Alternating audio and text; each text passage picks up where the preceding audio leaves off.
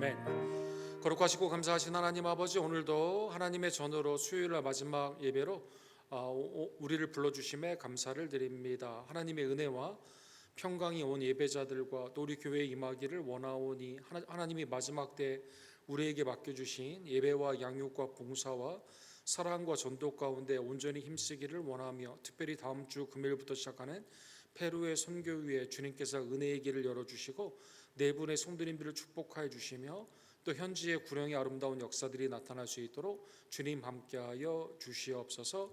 오늘도 느헤미야 말씀을 통해 우리의 영을 소송케 하여 주시옵소서. 생명의 말씀으로 나를 변화시켜 주시고 그리스도께로 조금씩 닮아가며 나아가는 성화의 귀한 역사로 주님 이 시간 은혜를 더하여 주시옵소서.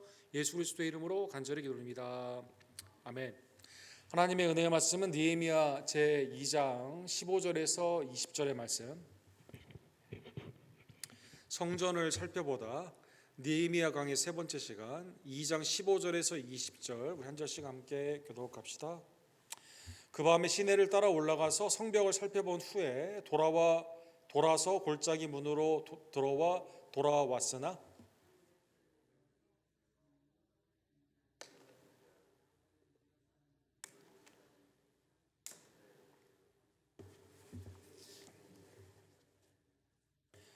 후에 그들에게 이르기를, 우리가 당한 공경은 너희도 보고 있는 바라. 예루살렘이 황폐하고 성문이 불탔으니 자 예루살렘 성을 건축하여 다시 수치를 당하지 말자 하고,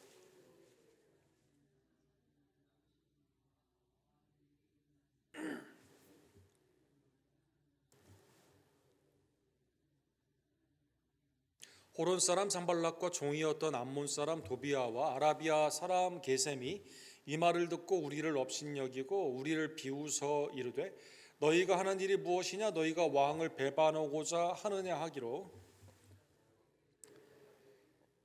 하늘의 하나님이 우리를 형통하게 하시리니 그의 종들인 우리가 일어나 건축하려니와 오직 너희에게는 예루살렘에서 아무 기업도 없고 권리도 없고 기억되는 바도 없다 하였느니라. 아멘. 오늘 성전을 둘러보는 우리 하나님의 은혜, 느헤미야 말씀을 통해 주의 은혜를 깨닫기를 간절히 원합니다.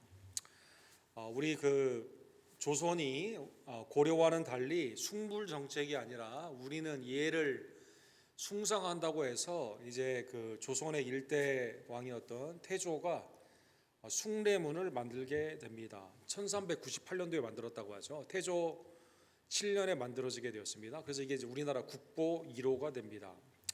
숭례문이라고 하면 이게 익숙한 이름은 아닌데, 이게 남쪽으로 가는 문이기 때문에 남대문으로 하면 많은 사람들이 잘 알고 있죠. 이게 이제 2008년도에 어떤 분이 자기가 가지고 있는 땅이 있는데, 이 어떤 기업에서 이제 이걸 개발하기 위해서 이제 취합을 했나 봐요. 자기가 생각했을 때는 한 4억이나 5억 정도 되는데, 이 땅에 대해서 값을 쳐줬는데 약 8천만 원 정도만 쳐줬다고 합니다. 2006년도 당시입니다. 그래서 여기에 너무 화가 나는 겁니다. 그래서 이제 이 분을 어떻게 달랠까 하다가 여기 숭례문에 이제 불을 지르게 된 것이죠. 그래서 사진에 보시면 1층이 90%가 불타게 되고 2층은 이제 10%만 이게 남게 되는, 이게 이제 완전히 위에 부분이 거의 전소가 되었습니다.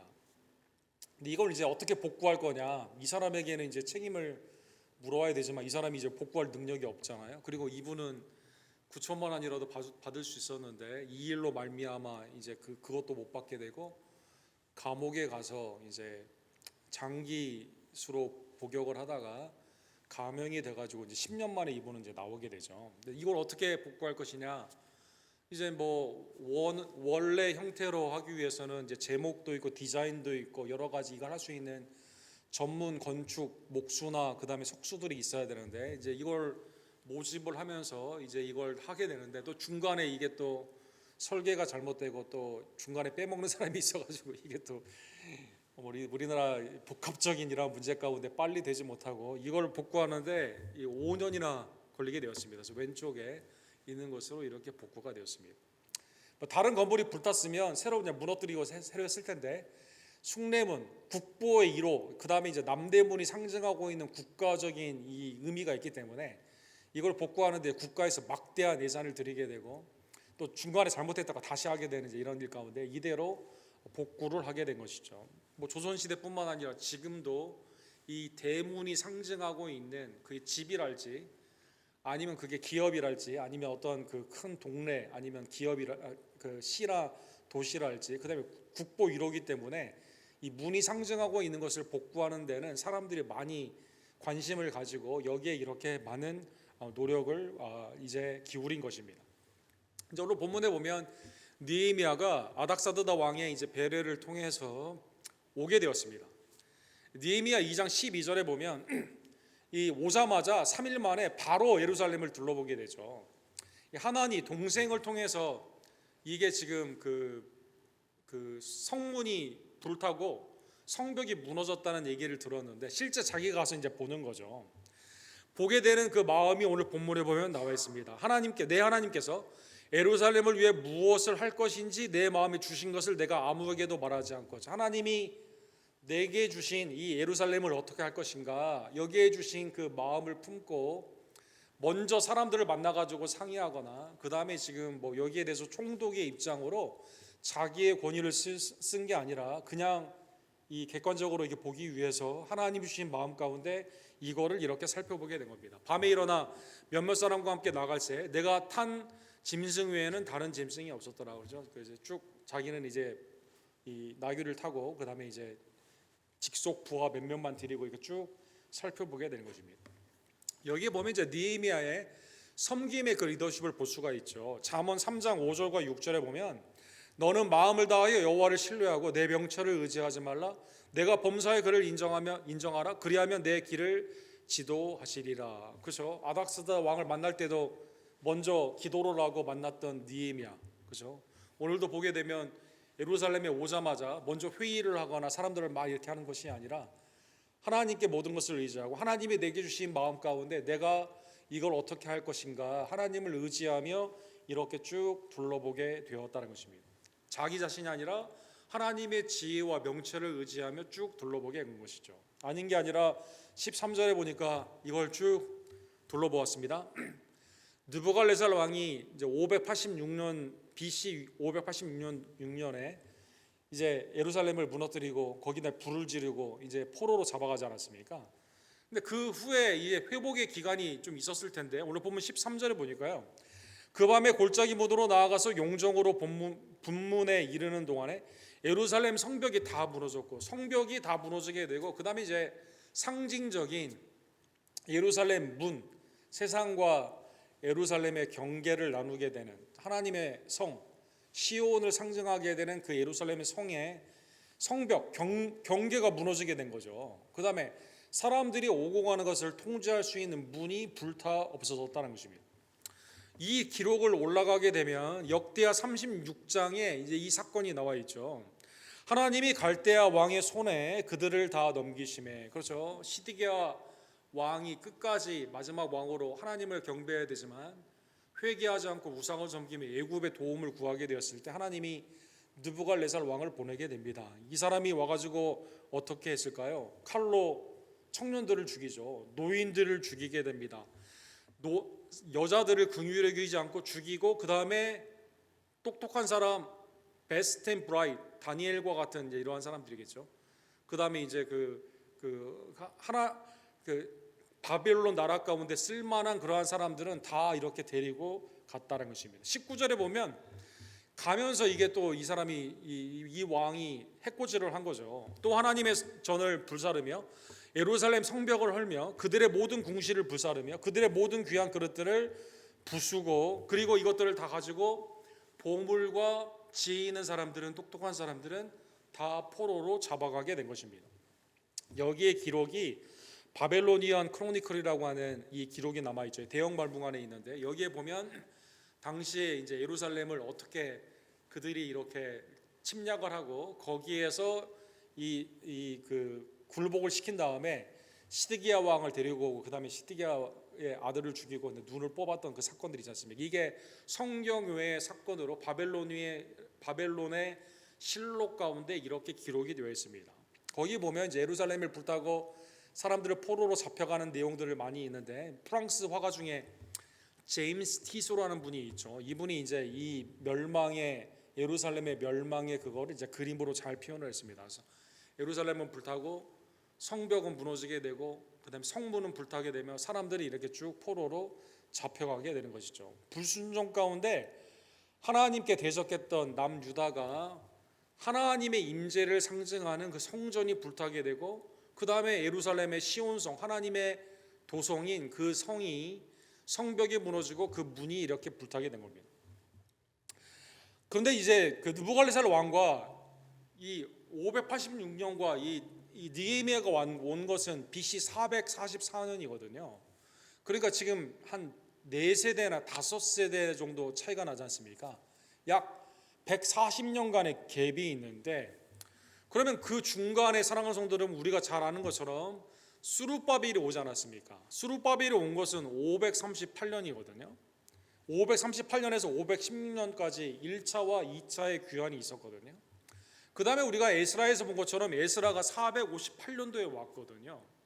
수룹바벨을 통해서 어느 정도 성전을 갖추어 준 걸로 생각을 했는데, 그 다음에 에스라를 통해서 어느 정도 신앙이 회복된 걸로 보았는데, 여전히 완전히 이렇게 회복된 것은 아니었다는 것입니다. 여기에 이제 배경의 말씀이 이제 학개서에 나와 있죠. 수룹바벨을 통해서 성전을 이제 좀 잘 하기를, 건축을 하기를 원하는데, 이때 귀족들이나 당시 예루살렘에 남아 있는 사람들이 함께 참여를 하지 않습니다. 학개 1장 9절에 보면 이렇게 나와 있습니다. 너희가 많은 것을 바랬으나 도리어 적었고 너희가 그것을 집으로 가져갔으나 내가 불어버렸느니라. 이게 이 씨를 뿌려도 나지 않고요, 뭘 해도 이 가운데 소득이 없는 그 상황이 있는 거죠. 왜 그랬을까요? 하나님의 성전은 내버려 두고 자기만 좋은 집으로, 편벽한 집이라고 나와 있죠. 이러한 집으로 자기의 집은 화려하게 하고 성전에는 당시에 관심이 없었다는 것입니다. 나 만군의 여호와가 말하노라, 이것이 무슨 까닭이냐? 내 집은 황폐하였으되 너희는 각각 자기의 집을 짓기 위하여 빨랐습니다. 성전을 이렇게 무관심하게 했다는 것이죠. 수룹바벨을 통해서 일부, 그 수룹바벨과 예수아를 통해서 두 번째 성전이 세워지긴 했지만, 여전히 예루살렘 성벽이나 아니면 예루살렘 전체에 있는 그러한 것들에게는 완전한 회복, 그 다음에 에스라를 통해서 신앙의 회복을 위해서 노력했지만 여전히 통혼 가운데 반대하는 자들이 많이 있고, 하나님의 성인 예루살렘에 대해서 사람들이 이렇게 관심을 두지 않았다는 것입니다. 성전에도 특별한 관심을 두지 않았다는 것입니다. 그래서 오늘 본문에 보면 이 느헤미야가 이걸 전체적으로 쭉 살펴보게 된 다음에 15절과 16절에 보면 돌아오게 된 거죠. 그 밤에 시내를 따라 올라와서 성벽을 살펴본 후에 돌아서 골짜기 문으로 들어와 돌아왔으나, 미리 귀족들하고 상의를 하지 않았죠. 그래서 왜 현지에 있는 사람들이나 귀족들, 현지 사람들과 같이 가지 않았을까? 일단 생각해 볼 수 있는 게, 이 에스라 때 신앙의 회복을 위해서도 이렇게 노력을 했을 때 사마리아 사람들이나 귀족들이 그 가운데 반대하지 않았습니까? 방백들이 사실 반대했거든요. 그래서 불필요한 충돌을 미리 막기 위해서 함께 상의를 하지 않고 혼자 이렇게 둘러봤다는 것입니다. 그 다음에 이제 실제 예루살렘의 형편이 어떤지 사람들에게 이제 얘기를 듣게 되면, 그 사람들이 왜곡해서 지금 이 성벽이나 문이 이렇게 다 부서진 상황에서도 관심을 두지 않은 사람들이니까 각자의 이유들이 다 있을 거 아닙니까? 그러다 보면 이게 판단이 어렵기 때문에 객관적인 판단을 하기 위해서 그렇게 했다는 것입니다. 그 다음에 이제 하나님의 시간을 이렇게 기다리며 이렇게 보게 된 것이죠. 그래서 이제 혼자 성을 쭉 둘러보게 되고, 그 가운데 이제 이 둘러본 상황에서 하나님께 지혜를 맡기며 사람들에게 이제 말을 하게 되는 것입니다. 16절에 보니까요, 방백들은 내가 어디 갔으며 무엇을 하였는지 알지 못하였고 나도 그 일을 유다 사람들에게나 제사장들에게나 귀족들에게나 방백들에게나 그 외에 일하는 자들에게 알리지 아니하였더라. 적어도 13년에서 14년 갭이 있는 거예요. 에스라를 통해서 부분적인 개혁이 있은 후에 아직 이 예루살렘 성이 이렇게 황폐하게 방치되어 있는 이 기간 동안에 그때 유다의 방백들이나 제사장들이나 귀족들은 뭘 했습니까? 지금 일을 하고 있지 않거든요. 그러니까 이제 총독으로 와가지고 한번 쭉 본 다음에 하나님께 은밀히 구한 다음에 이것에 대해서 어떻게 할 것인가, 이 사람들에게서 어떻게 말을 할 것인가 기도 가운데 이제 이 사람이 이렇게 생각을 하게 된 겁니다. 잠언 25장 2절에 보면 이를 숨기는 것은 하나님의 영화요 이를 살피는 것은 왕의 영화니라. 그래서 하나님께 묻고 하나님께 먼저 알아야만 그 다음에 왕이 이것을 할 수가 있거든요. 그래서 하나님께 간구하는 것이 왕 느헤미야 지금 총독의 입장에서 매우 중요한 상황이기 때문에 하나님께 모든 것을 의탁하고 그 지혜 가운데 둘러본 다음에 사람들에게 이렇게 말을 했다는 것입니다. 그러면 어떻게 말을 했을까요? 이제 유다의 방백들과 귀족들과 제사장들을 부르게 됩니다. 17절에 이제 그 말씀이 나와 있습니다. 우리 다 같이 읽도록 후에 그들에게 이르기를 우리가 당한 공경은 너희도 보고 있는 바라 예루살렘이 황폐하고 성문이 불탔으니 자 예루살렘 성을 건축하여 다시 수치를 당하지 말자. 그렇죠? 지금 이 성문이 불타니까 이게 지금 아니 남대문만 불타도 이 복원하는 기간 동안에 이게 지금 서울이 빈 것 같은 이게 좀 뭔가 큰 화를 당하라 같은 그런 생각을 하게 되는데 당시에는 성 중심의 도시 가운데는 그것도 하나님의 시온성으로 불리우는 예루살렘이 그렇게 되어 있으니까 얼마나 지금 마음이 아프겠습니까? 그런데 이제 13년 14년 동안 같이 그 가운데 있었던 사람들은 전혀 생각을 못하고 회복하려고 하는 노력을 하지 않는 거죠. 그래서 오늘 본문에 보면 느헤미야가 권면을 하게 되는데 이게 이제 하나님의 말씀 가운데 이 율법에 우리에게 주시는 순기능이죠. 하나님을 경외하지 않고 일을 하지 않는 이 악한 게으름 가운데 죄와 죄의 결과에 대한 이 말을 깨닫게 해주신 겁니다. 그래서 우리가 당한 공경, 그렇죠? 우리의 죄 때문에 지금 나라가 없고 지금 페르시아의 지금 통치를 받고 있지 않습니까? 그 다음에 사마리아 사람들에게 지금 비방을 당하고 있고, 그 다음에 예루살렘은 전혀 제 기능을 하지 못하는 예배의 기능을 하지 못하는 이러한 상황 가운데 죄와 죄의 결과를 깨닫게 해주시게 되는 것이죠. 그래서 우리의 공경 너희도 아는 바라 예루살렘이 지금 황폐해졌다는 것입니다. 이러기 위해서는 우리가 회개를 해야만 되겠죠. 그래서 회개와 회개의 열매 가운데 하나님이 주시는 약속, 하나님께 돌아가게 되면 마치 내 신앙이 회복이 되고 성전과 예루살렘이 회복되는 그 일 가운데 내가 나아가게 되면 하나님이 이제는 수치를 당하지 않게 하시는 거죠. 그래서 율법의 기능 가운데 죄를 깨닫게 하고 회개를 하게 하며 약속의 소망을 받게 하는 그것 가운데 느헤미야가 이렇게 하나님의 지혜 가운데 권면을 하게 된 겁니다. 자, 그러면 18절에 보면 13, 14년 동안 아무것도 안 한 거예요. 지금 전혀 에스라의 부흥이 지속성이 없었던 겁니다. 사람들이 그 가운데 순종으로 나아가지 않고 여전히 통합의 혼합적인 그런 신앙 가운데 있는 그러한 상황 가운데 사람들이 변화의 조짐이 없었는데 오늘 본문의 18절에 보니까 이렇게 되어 있습니다. 18절 우리 다 같이 들었습니다. 또 그들에게 하나님의 선한 손이 나를 도우신 일과 왕이 내게 이런 말씀을 전하더니 그들의 말이 일어나 건축하자 하고 모두 힘을 내어 이 선한 일을 하려 하며. 아니 전혀 변화가 없었던 사람이요, 하나님이 베푸신 어떻게 하나님이 나를 여기까지 인도하시고 하나님이 나를 통해 하시고 하자 하는 그 일, 그 다음에 우리가 죄 가운데 죄의 결과로 이러한 황폐와 수치를 당하고 있는데 하나님의 선한 소망 가운데 우리가 이거 붙잡고 다시는 이런 일을 당하지 말자고 했는데 사람들이 이 말을 듣자마자 변화가 된 겁니다. 사랑하는 성도 여러분, 그러니까 하나님의 놀라운 말씀 가운데 은혜의 말씀 가운데 율법으로 죄를 깨닫게 하고 하나님의 선한 미래의 소망의 복음 가운데 나아가게 되었을 때 사람들이 변화가 되게 된 것이죠. 비슷한 사건이 역대하 32장 5절에 있습니다. 이 아수르가 쳐들어오게 되었을 때 이 히스기야가 하나님께 간구하며 하나님의 지혜 가운데 이사야와 더불어 이제 위로의 소망 가운데 이스라엘에게 격려를 하죠. 역대하 32장 5절에 보면 이렇게 나와 있습니다. 히스기야가 힘을 내어 무너진 모든 성벽을 보수하되, 이렇게 되어 있습니다. 히스기야가 전에 어떻게 했죠? 이 랍사게가 왔을 때 뭐라고 말하죠? 이 사실은 이사야 30장 배경에 보게 되면 애굽에게도 도움을 청하기도 하고 우유부단했거든요. 근데 위기 가운데 이사야를 통해 하나님의 소망의 말씀을 붙잡고 히스기야가 힘을 내게 됩니다. 그리고 백성들을 권면하게 됩니다. 망대까지 높이 쌓고 또 외상을 쌓고 다윗의 밀로를 견고하게 하고 무기와 광패를 많이 만들었다. 그리고 8절에 이렇게 말하죠. 그와 함께하는 자는 육신의 팔이요 우리와 함께 하시는 이는 우리의 하나님 여호와시라. 반드시 우리를 도우시고 우리를 대신하여 싸우시리라 하매 백성이 유다 왕 히스기야 말로 말미암아 안심하니라. 아니 랍사게의 말 가운데 지금 나라가 거의 망할 것 같은 그러한 상황이 있었는데 하나님의 말씀을 붙잡고 거기에 힘을 내서 하나님의 일 가운데 나아가자고 하게 되었을 때 백성들이 히스기야와 백성들이 말씀으로 이렇게 변화가 되었다는 것입니다. 그러니까 인간적으로는 성벽이 무너지고 이 예루살렘의 성문이 불을 탔는데 13, 14년 동안 아무것도 하지 않은 사람들은 어떻게 변화할까요?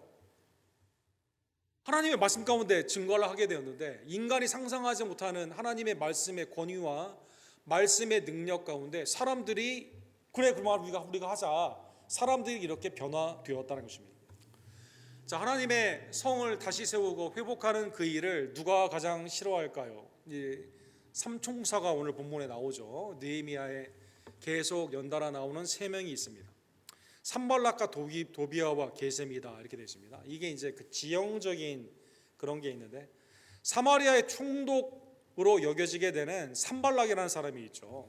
그 다음에 이제 이 유대 귀족과 정략적으로 결혼을 해서 전에는 종이었는데 지금 내통을 하면서 이 그 일을 방해하는 사람이 있습니다. 도비아라는 사람이 있습니다. 이 사람은 암몬 사람이다라고 나와 있습니다. 그러니까 호론 사람은 이 사마리아 위쪽에 있는 그러한 땅인데 모압이랑과도 비슷한 그러한 곳인데 이 사람이 이제 사마리아 북쪽의 총독이었어요. 북쪽에 있는 사람이에요.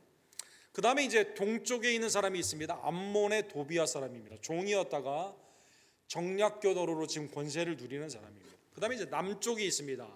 사우디 아라비아의 땅이 있죠. 아라비아 북쪽에 유다 밑쪽에 있는 그곳에 있는 사람인데 게셈이라는 사람입니다. 이 사람이 아주 교활한 사람인데 나중에 도비아와 더불어 느헤미야를 죽이기 위해서 이 공모한 사람이 되는 것이죠. 자, 이 세 사람이 이 말을 듣게 됩니다. 그리고 우리를 업신여겼다라고 나와 있습니다. 아니 13, 14년 동안 아무것도 못했는데 어떻게 니네들이 이거 하려고 하냐 이렇게 말하는 거죠. 우리를 비웃어 이르되 너희가 하는 일이 무엇이냐 너희가 왕을 배반하고자 하느냐. 그죠? 당시에 있는 공권력을 가지고 자기가 가진 권력이나 그 가운데 있는 법을 통해서 이걸 반대를 하게 되는 것이죠. 느헤미야가 여기에 대해서 어떻게 오늘 본문에 보면 대응했을까요? 이 왕이 나한테 준 조서 이거 보라고 내가 이것 가운데 한다고 이렇게 말할 수도 있었을 것입니다. 근데 오늘 본문에 보면 느헤미야가 참 지혜로운 하나님을 섬기는 그러한 종인 게 나오는 게 하나님이 주신 지혜 가운데 이 세 가지를 나누어 가지고 이걸 대응을 하게 됩니다. 20절에 보면 하늘의 하나님이 우리를 형통하게 하시리니 그의 종들인 우리가 일어나 건축하려니와. 지금 이거 하는 일은 이거 하는 건 뭐예요? 신학적인 지혜가 나오죠. 하늘의 하나님께서 하시는 거예요. 사랑하는 여러분. 아브라함과 이삭과 아브라함의 언약 가운데 특별히 유다를 통한 다윗의 언약을 지키기 위해서 하나님이 이 성을 온전케 하시고 하나님의 은혜의 통로로 만들기 위해서 하늘의 하나님이 지금 우리를 형통하게 하시며 이 일을 계획하시고 이 일 가운데 은혜를 베푸시며 그리고 완성케 하신다는 것입니다. 그리고 이 일을 하는 사람들은 누구일까요? 오늘 본문에 보면 우리는 하늘의 하나님의 종들입니다. 그의 종들인 우리가 일어나 건축하려니와 하죠. 하나님을 섬기는 하나님의 종들이 하는 것이죠. 그렇기 때문에 하나님을 경외하지 않고 하나님께 순복하지 않는 사마리아 사람, 이 혼합의 우상 숭배자들은 이 일을 할까요? 못할까요? 이 일을 할 수가 없다는 것입니다. 그래서 오직 너희에게는 예루살렘에서 아무 기업도 없고 권리도 없고 기억된 바도 없느니라. 그죠? 마치 예루살렘 성이 세속과 하나님의 나라를 나누게 되는 구약의 의미가 있는 것처럼 오늘 본문에 보면 예루살렘의 사마리아 사람들이 암몬 사람들이 모압 사람들이 아라비아 사람들이 여기에 하나님이 주신 기업이 있을까요? 없다라는 것입니다. 하나님의 은혜 안에서 성별, 거룩히 구별된 하나님의 은혜의 땅으로 모리아산이 있었습니다. 다윗의 성전이 있었습니다. 하나님의 언약 가운데 있는, 그리고 궁극적으로 여기에서 누가 나오게 됩니까? 메시아가 나오게 되지 않습니까? 하나님의 은혜 안에서 여기는 하나님이 하시는 일이고 하나님의 종들에게 맡겨진 것이며 우상을 섬기는 자는 참여할 수가 없다는 것입니다. 그리고 이 가운데 느헤미야가, 우리가 이제 다음 주에 보겠지만, 하나님의 선한 일 가운데 남의 이방인의 도움을 구하는 것이 아니라 하나님을 향한 믿음 가운데 이 일을 시작하게 되는 것이죠. 자, 오늘 본문의 말씀을 통해 주의 일을 하다 보면 사탄이 항상 쓰는 무기들이 있죠. 여러분, 마이클 호튼이라고 우리 그 웨스트민스터 교수, 조직 신학 교수인데, 웨스트민스터가 이제 필라델피아에 본교가 있고 샌디에고에 분교가 있습니다. 거기에 이제 그 교수님이신데, 이분이 이제 굉장히 뛰어난 그런 분이신데, 이제 이분이 이제 쓰신 여러 가지 책들이 있어요. 막 Christless Christianity, 그리스도가 없는 기독교다라는 책이 굉장히 유명한 책인데, 이분이 쓰신 책 중에 The Gospel Driven Life이라는 책이 있습니다. 이 세속은 복음이 아니라 사탄의 권세 가운데 율법, 특별히 세속의 법으로 움직이죠. 사탄이 주의 일을 하고자 하는 성도들이나 교회를 어떻게 핍박을 할까요? 교회사를 통해 보면, 성경을 통해 보면, 오늘날 여러분과 제가 주의 일을 하려다 보면 어떻게 미혹을 하게 될까요? 세속적인 권력의 남용으로 이렇게 핍박을 한다는 것입니다. 특별히 거짓 고소를 통해, 고발을 통해 주의 일을 하지 못하게 되는 것이죠. 그래서 법에 위배된다, 거짓으로 이렇게 고소를 하게 되는 겁니다. 사탄의 권세는 교회를 무너뜨리는 데 목적이 있습니다. 파괴와 멸망입니다. 오늘 본문에 나온 것처럼 성벽을 헐고 성문을 불타게 하고 예배를 드리지 못하게 하는 그 일 가운데 앞서게 되는 것이죠. 그리고 두 가지의 그걸 쓰죠.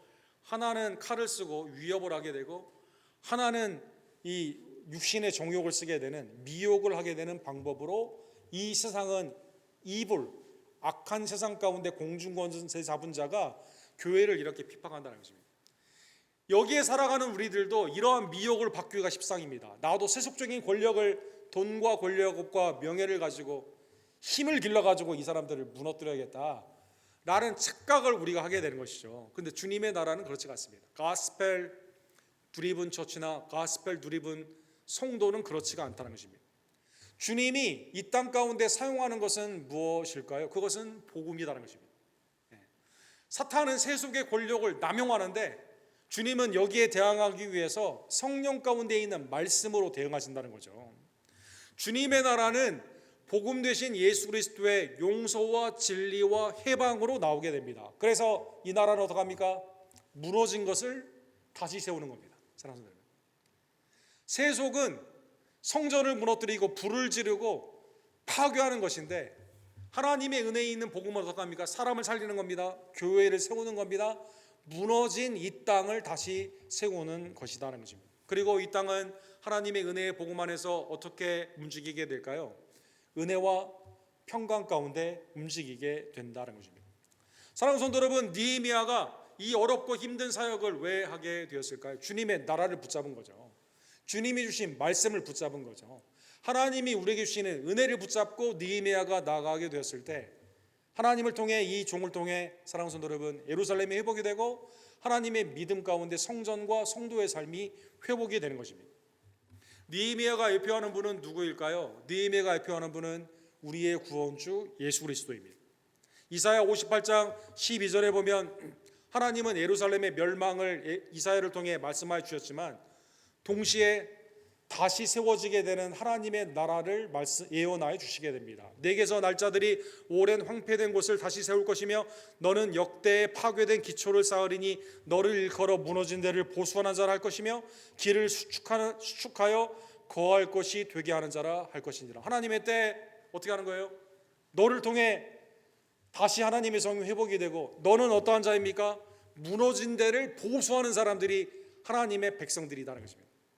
그리고 예수 그리스도를 통해 진정한 성전이 회복이 되죠. 건물이 아니라 자신의 육체를 통해 우리에게 하나님이 거하시는 진정한 성전, 성령의 초소를 허락하여 주시고, 머리 되신 주님이 여러분과 저를 통해 지금도 하나님의 성전으로 우리를 만들어 가시며 세워 나아 가신다는 것입니다. 계시록 21장 22절에 보면 사도 요한이 이제 하나님의 나라의 환상 가운데 새 예루살렘 주님의 나라의 보좌 가운데 성전을 찾으려고 노력하죠.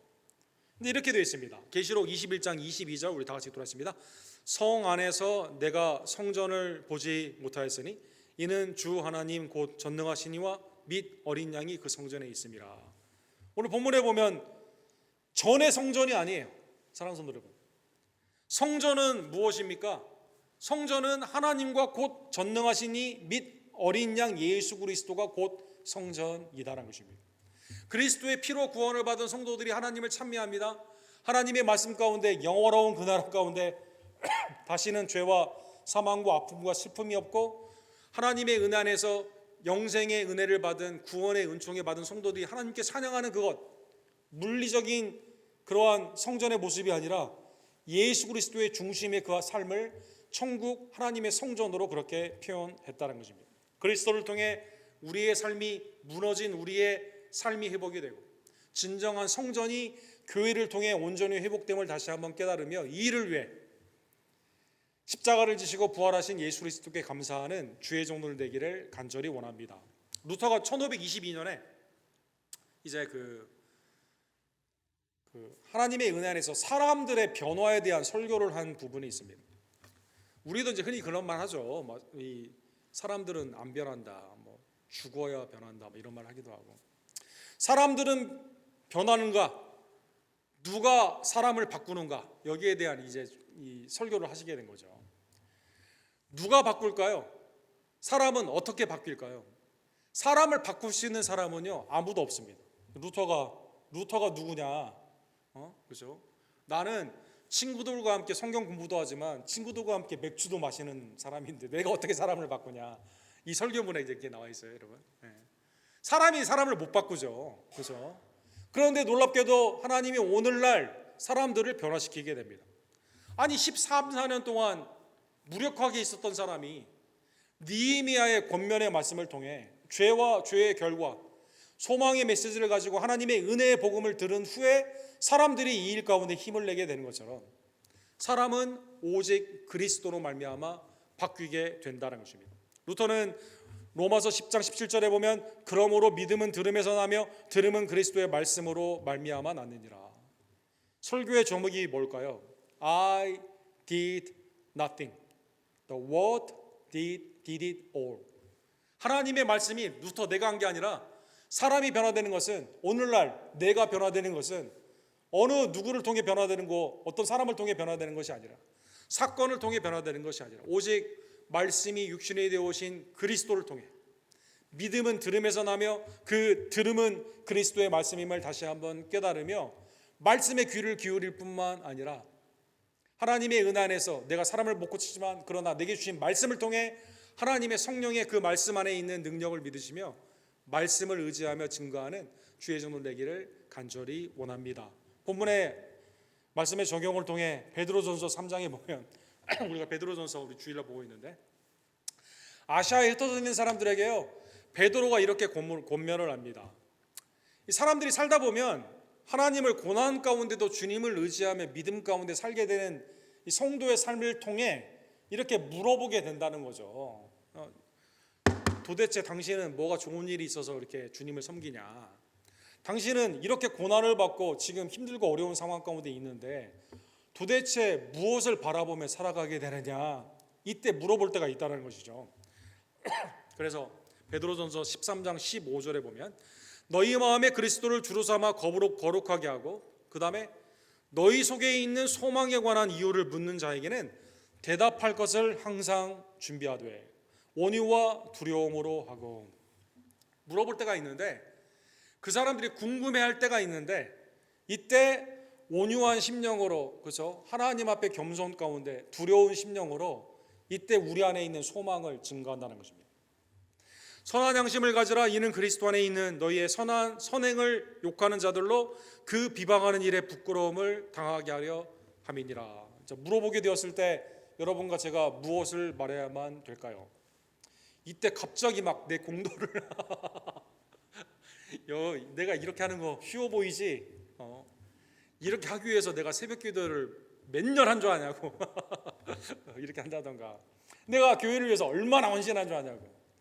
겉보기에는 내가 즐거워하는 것처럼 보이지 사실은 내 마음은 썩어간다. 이렇게 말하는 것이 아니라 우리에게 있는 소망을 묻게 되었을 때 복음을 증거하는 주의 손을 내기를 간절히 원합니다. 기도합시다.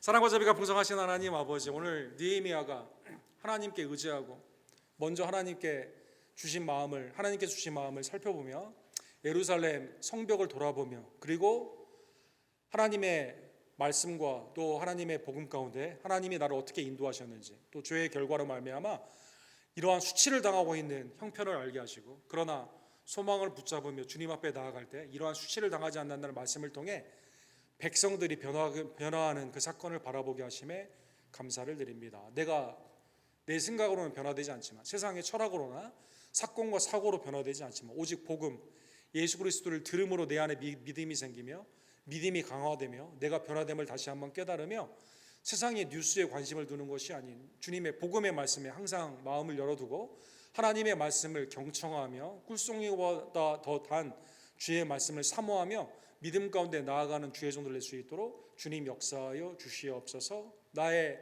성전됨의 변화를 주시기 위해 십자가를 지신 우리의 진정한 성전 어린 양 예수 그리스도를 믿음으로 바라보기를 간절히 원합니다. 세상은 위협과 미혹을 통해 우리의 믿음을 무너뜨리려고 하지만, 그러나 예수님은 복음 안에서 우리를 지켜주시고 인도하심에 감사를 드립니다. 우리 안에 있는 소망을 물어볼 때 하나님 예수 그리스도를 증거하는 주의 종들 될 수 있도록 주여 역사하여 주시옵소서. 예수 그리스도의 이름으로 간절히 기도합니다.